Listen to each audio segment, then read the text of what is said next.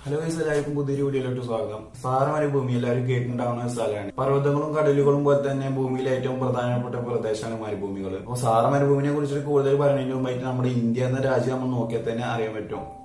ലോകത്തിലെ ഏറ്റവും വലിയ 7ാമത്തെ രാജ്യമാണ് നമ്മുടെ ഇന്ത്യ. അതിൽ തന്നെ ജനസംഖ്യ 2ാം സ്ഥാനത്താണ് നമ്മുടെ ഇന്ത്യ നിൽക്കുന്നത്. അപ്പൊ അത്രയും വലിയ രാജ്യം, നമ്മുടെ ഇന്ത്യനേക്കാൾ 2.5 ഇരട്ടി വലുപ്പമാണ് ഈ സഹാറ മരുഭൂമിക്കുള്ളത്. അപ്പൊ തന്നെ നമുക്ക് ചിന്തിക്കാൻ പറ്റുന്നതിനുള്ള സഹാറ മരുഭൂമിയുടെ ഒരു വലുപ്പം എന്നുള്ളത്. മരുഭൂമി എന്ന് പറയുമ്പോൾ അല്ലെങ്കിൽ സഹാറ മരുഭൂമി എന്നൊക്കെ പറയുമ്പോൾ ആ മനസ്സിൽ വരുന്ന ഒരു കാഴ്ചയുണ്ട്.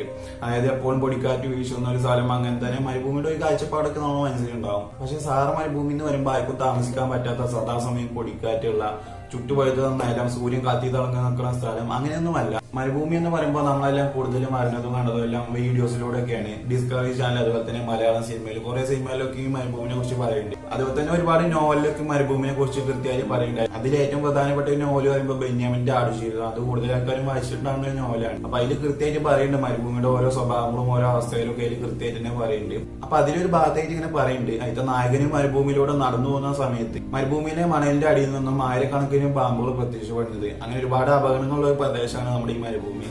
അപ്പൊ അപകടങ്ങളൊക്കെ ഉണ്ടെങ്കിലും നമ്മുടെ പ്രകൃതിക്ക് ആവശ്യമായ ഒരുപാട് ഘടകങ്ങളാണ് സഹാറ മരുഭൂമിയിലൊക്കെ ഉള്ളത്. അതുപോലെ തന്നെ നമ്മൾ മറ്റു മരുഭൂമികളായിട്ട് നമ്മൾ സഹാറ മരുഭൂമിയെ വെച്ച് കമ്പയർ ചെയ്യാച്ചെങ്കിൽ ഒരുപാട് വ്യത്യാസമുണ്ട്. നമ്മുടെ സങ്കല്പത്തിലുള്ള മരുഭൂമി പറഞ്ഞാൽ പൊടിക്കാറ്റും നല്ല ചൂട്, ആൾക്കാർക്കൊന്നും താമസിക്കാൻ പറ്റാത്തൊരു സ്ഥലമൊക്കെയാണ്.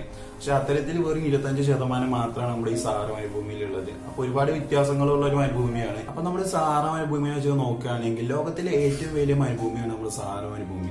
നമ്മൾ ആദ്യം പറഞ്ഞ പോലെ തന്നെ നമ്മുടെ ഇന്ത്യയുടെ 2.5 ഇരട്ടി വലുപ്പമാണ് ഈ സഹാറ മരുഭൂമിക്കുള്ളത്. അപ്പൊ നമ്മളെ ഏഷ്യ വൻകര കഴിഞ്ഞ ഏറ്റവും വലിയ വൻകരയാണ് നമ്മൾ ആഫ്രിക്ക. അപ്പൊ ആഫ്രിക്കയുടെ നമ്മൾ സാറ്റലൈറ്റ് വേർഷൻ മാപ്പൊക്കെ എടുത്ത് നോക്കിയാൽ, ഗൂഗിൾ മാപ്പൊക്കെ എടുത്ത് നോക്കിയാൽ നമുക്ക് കാണാൻ പറ്റും. അപ്പൊ അതിന്റെ ഫസ്റ്റ് മുകൾ ഭാഗം തന്നെ വരുന്നത് ഒരു മരുഭൂമിയുടെ കളറായിട്ടാണ്. പിന്നുള്ള ഭാഗങ്ങളൊക്കെ ഒരു ഗ്രീൻ കളറായിട്ട് അടിയിക്ക് ഇങ്ങനെ വരുന്നതാണ്. അപ്പൊ ഫസ്റ്റ് നമ്മൾ കാണുന്ന ഭാഗങ്ങളൊക്കെയാണ് നമ്മൾ ഈ സഹാറ മരുഭൂമിക്കുള്ളത്. അപ്പൊ ആ താഴ്ഭാഗത്തേക്കുള്ള ഗ്രീൻ കളറുള്ള ഭാഗങ്ങളൊക്കെയും നമ്മുടെ ആമസോൺ റെയിൻ ഫോറസ്റ്റ് പോലെ തന്നെ വലിയ റെയിൻ ഫോറസ്റ്റുകളൊക്കെയാണ്, കോങ്കോ റെയിൻ ഫോറസ്റ്റ്, അതൊക്കെ ഉൾപ്പെടുന്ന ഭാഗങ്ങളാണ്. അപ്പൊ തന്നെ നമുക്ക് ആ ഭൂമിയുടെ ഒരു വ്യത്യാസം അറിയാൻ പറ്റും. ഒരു ഭാഗത്ത് നല്ല ഹരിത മേഖല, ഒരു ഭാഗത്ത് നല്ല മരുഭൂമി.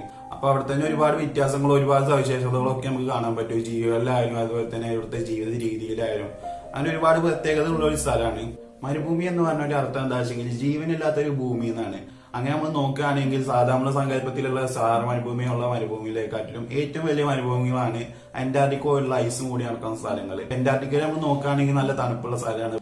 അതുപോലെ തന്നെ നമ്മൾ സഹാറ മരുഭൂമിക്ക് നോക്കുകയാണെങ്കിലും അതുപോലെ തന്നെ മറ്റു മരുഭൂമികളൊക്കെ നോക്കുകയാണെങ്കിലും നല്ല ചൂടുള്ള സ്ഥലങ്ങളാണ്. ഒരു സ്ഥലത്ത് ചൂടും ഒരു സ്ഥലത്ത് തണുപ്പും. അപ്പൊ അങ്ങനെ ഒരു വ്യത്യാസമുള്ളൂ. എന്നാലും നമ്മൾ അന്റാർട്ടിക്കോയുള്ള സ്ഥലങ്ങളിലേക്കാട്ടും കൂടുതൽ ജീവികളും അതുപോലെ തന്നെ മനുഷ്യന്മാര് വരെ മരുഭൂമിയിൽ ജീവിക്കുന്നുണ്ട്. അപ്പൊ നമ്മുടെ സഹാറ മരുഭൂമിയുടെ യഥാർത്ഥത്തിലുള്ള ഒരു വലിപ്പം നമ്മൾ നോക്കുകയാണെങ്കിൽ 86 ലക്ഷം സ്ക്വയർ കിലോമീറ്റർ ആണ്. അപ്പൊ അത്രയും വലിപ്പമുള്ള ഒരു മരുഭൂമിയാണ് നമ്മുടെ ഈ സഹാറ മരുഭൂമി. അപ്പൊ നമ്മളെല്ലാവരും കൂടുതൽ വിചാരിച്ച പോലെ എന്നാൽ ഈ സഹാറ മരുഭൂമി എന്നുള്ളത് അതൊരു മാന്ത്രിക ലോകം എന്നൊക്കെ നമുക്ക് പറയാൻ പറ്റും. സഹാറ മരുഭൂമിയിൽ അനുഭവപ്പെടുന്ന ചൂട് എന്നുള്ളത് 38 ഡിഗ്രി മുതൽ 48 ഡിഗ്രി വരെയുള്ള സെൽഷ്യസിലാണ്. അപ്പൊ അതിൽ നമ്മൾ ആദ്യം പറഞ്ഞ പോലെ തന്നെ 25% ഭാഗം ആർക്കും അങ്ങനെ ജീവിക്കാനൊന്നും പറ്റാത്ത ഒരു തരം പ്രദേശങ്ങളാണ്. ബാക്കിയുള്ള ഭാഗങ്ങൾ പറഞ്ഞാൽ വലിയ താഴ്വാരങ്ങളും അതുപോലെ തന്നെ വലിയ പാറകെട്ടുകൾ, വലിയ പർവ്വതങ്ങൾ, അതുപോലെ തന്നെ ഉപ്പ് ഖനികൾ, അതുപോലെ തന്നെ ചെറിയ ചെറിയ കുറ്റിച്ചെടികൾ, അങ്ങനെയുള്ള ഒരുപാട് കാര്യങ്ങളുള്ള ഭാഗങ്ങളാണ്. നമ്മളപ്പോ സഹാറ മരുഭൂമിയിൽ പർവ്വതങ്ങൾ ഉണ്ട് പറഞ്ഞു. പർവ്വതങ്ങളും അതുപോലെ തന്നെ സാധാ പർവ്വതങ്ങളും ഒക്കെ ഉണ്ട്. ആ പർവ്വതങ്ങളൊക്കെ നല്ല ഹൈറ്റ് ഉള്ള പർവ്വതങ്ങളാണ്. ഇത്രയും ചൂടുള്ള പ്രദേശത്തുള്ള പർവ്വതങ്ങളുടെ മുകൾ ഭാഗത്തായിട്ട് നമ്മുടെ കാശ്മീരിലും അതുപോലെ തന്നെ അന്റാർട്ടിക്ക, യൂറോപ്യൻ കൺട്രീസിലൊക്കെ കാണുന്ന പോലെ തന്നെ മഞ്ഞ് മൂടിയിട്ടാണ് കിടക്കുന്നത്. നമ്മൾ സഹാറ മരുഭൂമിയുടെ ആകാശ കാഴ്ചകളൊക്കെ കാണാൻ വെച്ചെങ്കിൽ അതിൽ ഏറ്റവും പ്രധാനപ്പെട്ട ഒരു കാഴ്ച ഇതാണ്. അപ്പൊ ഇത് കണ്ടാൽ നമുക്ക് പെട്ടെന്ന് തോന്നും വല്ല കാശ്മീരുള്ള വല്ല സ്ഥലങ്ങളൊക്കെ പോയ പോലെ തോന്നും. അപ്പൊ ഈ മഞ്ഞുമലകളുടെ കാഴ്ചകളൊക്കെ കാണാൻ പറ്റുക ആഫ്രിക്കയുടെ മുകളിലൂടെ പ്ലെയിനിലൊക്കെ യാത്ര ചെയ്യുന്നവർക്കാണ്. അപ്പൊ ആ കാഴ്ചകളൊക്കെ കണ്ടാൽ നമുക്ക് തന്നെ ഒരു അത്ഭുതമായിട്ട് തോന്നിയത് ഒരു മരുഭൂമിയാണ് എന്നുള്ളത്. അപ്പൊ അങ്ങനെ ഒരുപാട് കാര്യങ്ങളാണ് ഈ സഹാറ മരുഭൂമിയിൽ ഒഴിഞ്ഞു നിൽക്കുന്നത്. അപ്പൊ ഇത് പറഞ്ഞ സഹാറ മരുഭൂമിയിലെ അത്ഭുതങ്ങളിൽ ഒന്ന് എന്നൊക്കെ നമുക്ക് പറയാൻ പറ്റും. അത്തരത്തിൽ പലതരത്തിൽ നമുക്ക് കൺഫ്യൂഷൻ ഉണ്ടാക്കുന്ന ഓരോ കാഴ്ചകളാണ് സഹാറ മരുഭൂമിയിലുള്ളത്. അതുപോലെ തന്നെ മരുഭൂമി എന്ന് പറഞ്ഞാൽ നമ്മൾ കൂടുതൽ ആൾക്കാർ വിചാരിച്ചിട്ടുണ്ടെങ്കിൽ ഉണ്ടാകുന്ന ജീവജാലങ്ങൾ പറഞ്ഞാല് ഓന്തോളം അല്ലെങ്കിൽ വല്ല പാമ്പുകൾ, ഒട്ടകങ്ങൾ, അങ്ങനെ നമ്മൾ മരുഭൂമിയിലാണ് ജീവികൾ മാത്രമുള്ള നമ്മുടെ സങ്കല്പത്തിൽ ഉണ്ടാവുള്ളൂ. പക്ഷെ സഹാറ മരുഭൂമിയിൽ ജീവിച്ചിരിക്കുന്ന ജീവികൾക്ക് കയ്യും കണക്കില്ല എന്ന് പറയാൻ പറ്റും നമുക്ക്. അപ്പൊ അത്തരത്തിൽ ഒരുപാട് ജീവികളാണ് ഈ സഹാറ മരുഭൂമിയിൽ ജീവിച്ചിരിക്കുന്നത്. പല വനപ്രദേശങ്ങളിലും മാത്രം കണ്ടുവരുന്ന പലതരം ജീവികളും കൂട്ടായിട്ട് തന്നെ നമ്മൾ ഈ സഹാറ മരുഭൂമിയിൽ ജീവിച്ചിരിക്കുന്നുണ്ട്. അതുപോലെ തന്നെ പ്രധാനപ്പെട്ട 20 തടാകങ്ങളാണ് ഈ സഹാറ മരുഭൂമിയിൽ ഉള്ളത്. അപ്പൊ തന്നെ നമുക്ക് ചിന്തിക്കാൻ പറ്റും മറ്റു മരുഭൂമിയിൽ നിന്നെല്ലാം ഒരുപാട് വ്യത്യാസമുള്ള ഒരു സ്ഥലമാണ് ഈ സഹാറ മരുഭൂമി. ആ തടാകങ്ങളെല്ലാം ചുറ്റിപ്പറ്റിയത് തന്നെ ഒരുപാട് ജീവികൾ ജീവിച്ചിരിക്കുന്നുണ്ട്. അപ്പൊ നമ്മൾ ഒരുപാട് വീഡിയോസ് ഒക്കെ കണ്ടിട്ടുണ്ടാവും. അനിമൽ പ്ലാനറ്റും അതുപോലെ തന്നെ ഡിസ്കവറി ചാനൽ, അങ്ങനെ ഒരുപാട് ചാനൽസ് ഉണ്ട്.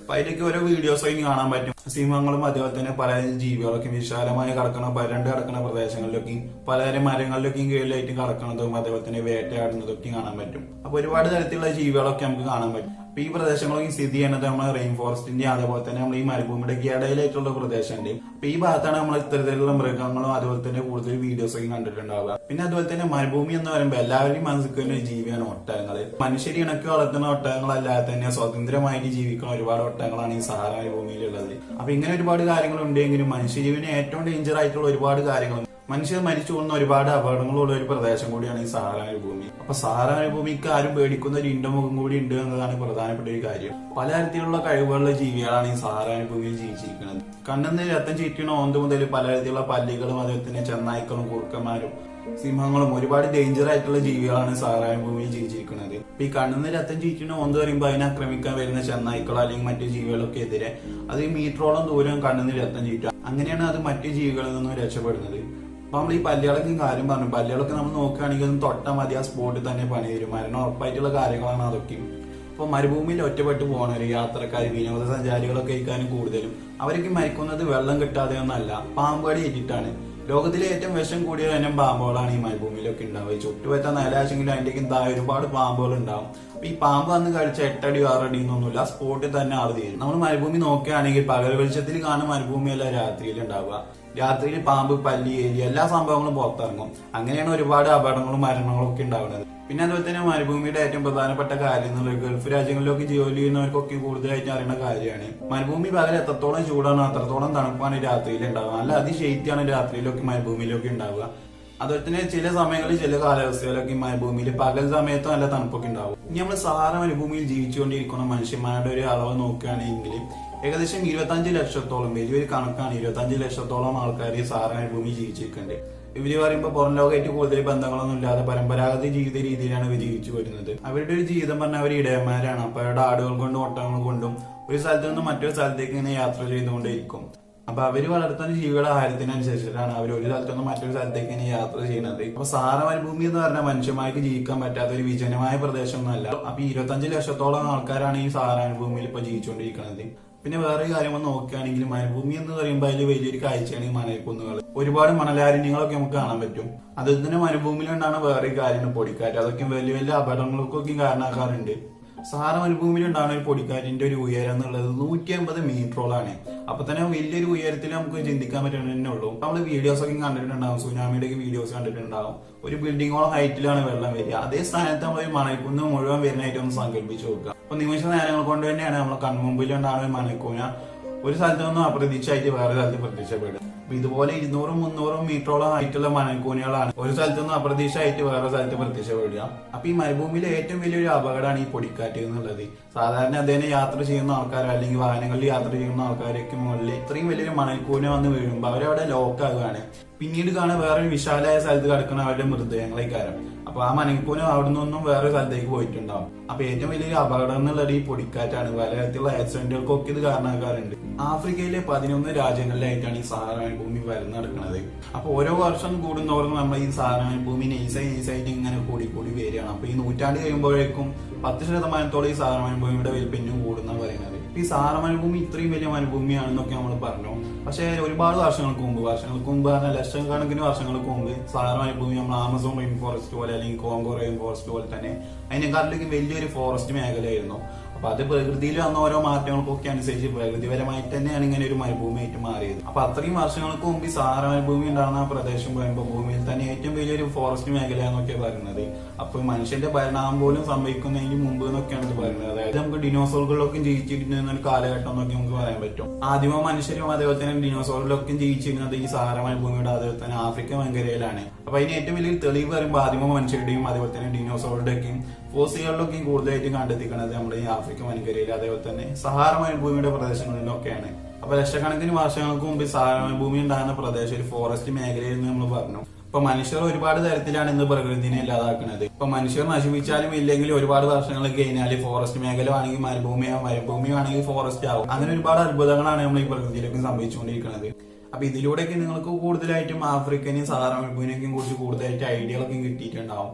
അപ്പൊ ഇപ്പൊ സംഭവിച്ചുകൊണ്ടിരിക്കുന്ന കാര്യം പറയുമ്പോൾ നമ്മൾ കോങ്കോ റെയിൻ ഫോറസ്റ്റ് പറഞ്ഞാൽ നമ്മുടെ ആമസോൺ റെയിൻ ഫോറസ്റ്റ് പോലെ തന്നെ ഭൂമിയിലെ ഏറ്റവും പ്രധാനപ്പെട്ട ഒരു ഘടകങ്ങളാണ് കോങ്കോ റെയിൻ ഫോറസ്റ്റുകളൊക്കെ. ഈ കോങ്കോ റെയിൻ ഫോറസ്റ്റിന്റെ അളവ് ഇങ്ങനെ കുറഞ്ഞു വരികയാണ്. കൂടുതൽ ഭാഗം അങ്ങനെ സഹാറ മരുഭൂമി കൂടി വരികയാണ്. അപ്പൊ അതിന് ഏറ്റവും വലിയ കാരണം പറയുമ്പോൾ മനുഷ്യന്മാരുടെ പ്രവർത്തികൾ തന്നെയാണ്. ഇപ്പൊ എല്ലാവർക്കും അറിയാലോ, അന്തരീക്ഷ മലിനീകരണം പലതരത്തിലാണ് മനുഷ്യർ ഈ പ്രകൃതിനെ ദ്രോഹിച്ചുകൊണ്ടിരിക്കുന്നത്. അതൊക്കെ അതിന്റെ എട്ടിന്റെ പണിയായിട്ട് നമുക്ക് തിരിച്ചു കിട്ടും എന്നുള്ളത് എല്ലാവർക്കും അറിയുന്ന കാര്യമാണ്. അപ്പൊ അത് തന്നെയാണ് നമ്മൾ പറയുന്നത് കർമ്മ എന്നുള്ളത്. നമ്മൾ എന്തെങ്കിലും ചെയ്തിട്ടുണ്ടെങ്കിൽ അതിനനുസരിച്ച് നമുക്ക് തിരിച്ചു കിട്ടും. ഈ അന്തരീക്ഷ മലിനീകരണം കുറക്കാൻ വേണ്ടിയിട്ടും അതുപോലെ തന്നെ നമ്മളെ പ്രകൃതിനെ സംരക്ഷിക്കാനൊക്കെ വേണ്ടിയിട്ടാണ് മരം വെട്ടരുത്, അതുപോലെ തന്നെ കൂടുതൽ മരങ്ങളൊക്കെ വെച്ച് പിടിപ്പിക്കാനും അതുപോലെ തന്നെ പെട്രോളിയം വാഹനങ്ങൾക്ക് പകരം ഇലക്ട്രിക്കൽ വാഹനങ്ങൾക്ക് ഉപയോഗിക്കാൻ പറ്റുന്നത്. അപ്പൊ പ്രകൃതിനെ സംരക്ഷിക്കാൻ അങ്ങനെ ഒരുപാട് ഓപ്ഷൻസ് നമ്മുടെ കയ്യിലുണ്ട്. ഇനി നമ്മൾ പറയാ സിംഗ് ഒരുപാട് അത്ഭുതപ്പെടുത്തുന്ന ഓരോ കാഴ്ചകളും ഒരുപാട് സംഭവങ്ങളാണ് ഈ സഹാറ മരുഭൂമിയിലുള്ളത്. അപ്പൊ നിങ്ങൾക്ക് സഹാറ മരുഭൂമിനെ കുറിച്ചിട്ട് ഏകദേശം ഒരു ഐഡിയക്കും കിട്ടി വിചാരിക്കണം. അപ്പൊ ഇതിനെ കുറിച്ചുള്ള കൂടുതൽ കാര്യങ്ങളൊക്കെ ഞാൻ ഡിസ്ക്രിപ്ഷനിൽ കൊടുക്കുന്നുണ്ട്. അപ്പൊ നിങ്ങൾ പോയിട്ട് ചെക്ക് ചെയ്യുക. അപ്പൊ നിങ്ങൾക്ക് ഈ വീഡിയോ ഇഷ്ടപ്പെട്ടാൽ തീർച്ചയായിട്ടും നിങ്ങൾ ലൈക്ക്, അതുപോലെ തന്നെ നിങ്ങളുടെ അഭിപ്രായങ്ങളും നിർദ്ദേശങ്ങളും എല്ലാം കമന്റ് ചെയ്യണം. അപ്പൊ അടുത്ത നല്ലൊരു വീഡിയോ ആയിട്ട് നമുക്ക് വീണ്ടും കാണാം. അതായിരിക്കും എല്ലാവർക്കും ബൈ.